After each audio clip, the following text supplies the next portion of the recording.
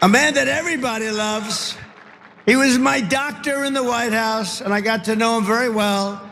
He was also the doctor for Barack Hussein Obama. Have you heard of him? And he was a doctor for a man named Bush. And at a press conference, they asked him, who's in the best shape? Who's the healthiest? Who's the strongest? Who's the best physical specimen of the three? He said, that's easy. President Donald Trump. And I said, I love this guy. I said, I love him. And I have to be careful because one day I'm going to probably fall. No, the North Carolina women said that will never happen to you. I always say, walk down the steps nice and slow. You ever notice I do nice? I don't have to bop down the stairs. Walk nice and slowly. He's the president of the United States. Anyway, so like he's had a little moment with his former doctor. Hey, you remember that time you pretended that I was in good shape? And he's like, yeah, I did lie in official paperwork. It was hilarious. I was like, he's 235. Remember that? That was a good one. And there's continuing to mock Barack Hussein Obama, and the doctor just cracks up. Oh, Ronnie Jackson loves that. Oh my God, that's hilarious. You said Hussein. Very, very funny. But anyway, jokes about his body aside, and we'll make more of those. He's talking about the possibility of falling downstairs. And if you don't follow Trump's speeches, first of all, kudos to you. Smart choice on your part. He's been talking about stairs a lot recently. He was talking about how Barack Obama, he just bops down the stairs or whatever. He's so natural. And remember, Trump used to be hypercritical of Joe Biden on stairs if he ever slipped or anything.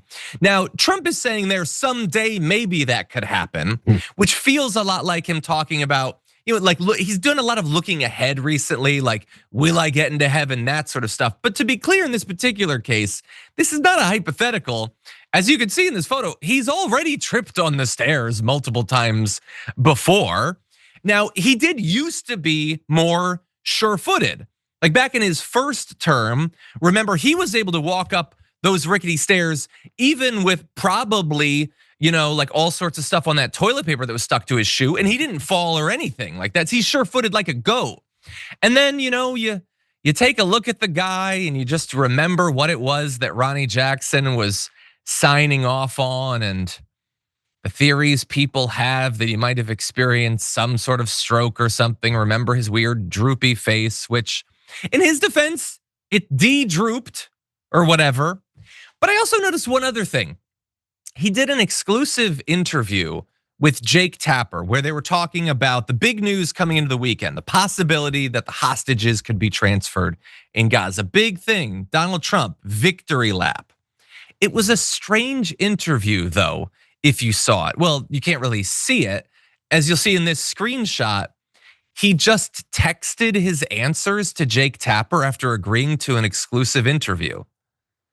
What, to be able to go on CNN and brag about how you're awesome and everything, and all of a sudden, you don't want to be seen.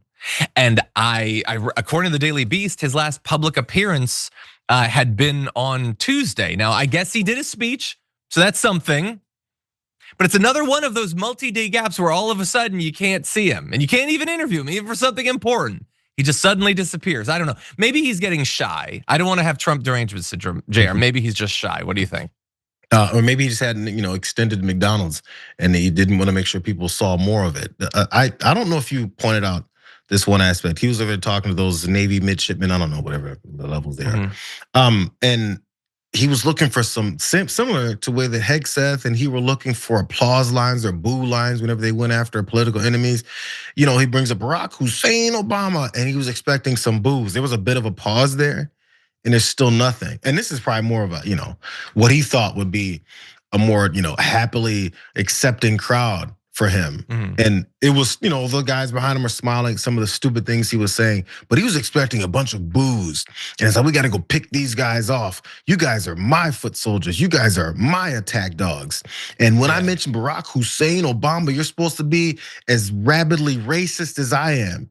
And I don't know, maybe it was a good sign that that wasn't the case finally in this one instance.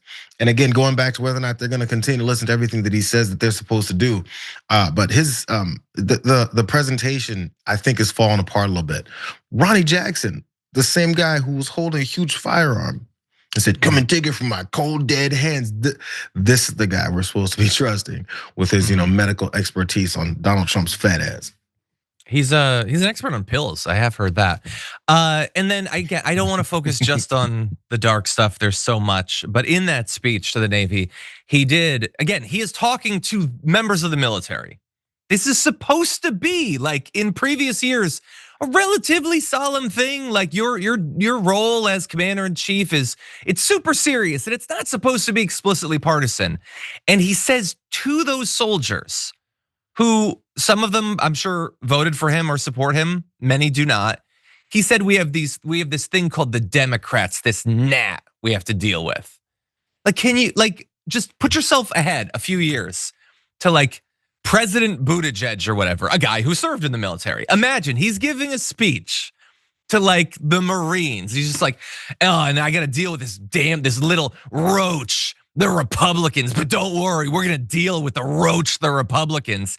Fox News just head explosion if they were to do it. If AOC was like, we got to clear out all these Republicans in Congress or whatever, said that to the Navy, how would they act?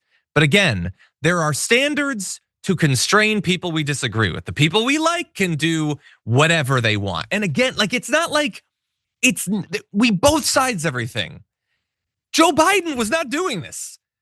Joe Biden, for them to come up with things that were offensive about Joe Biden's speeches. Remember when they freaked out because the lights behind him were red? He didn't say anything. He didn't say, let's go get them. He just had a shade of light that they didn't like. Meanwhile, Trump is like, we're gonna invade Portland. We're gonna take out New Orleans and all these damn Democrats. I might need the military against them. That's the only both sidesing that you can really do realistically.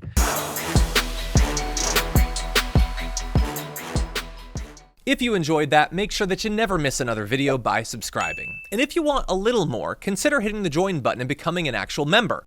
But you're probably wondering, why the hell would I do that, John? First off, calm down. The stakes in this are very, very low. But also, when you click the join button and you become a member, you get access to bonus content that I make every week, and it's a ton of fun.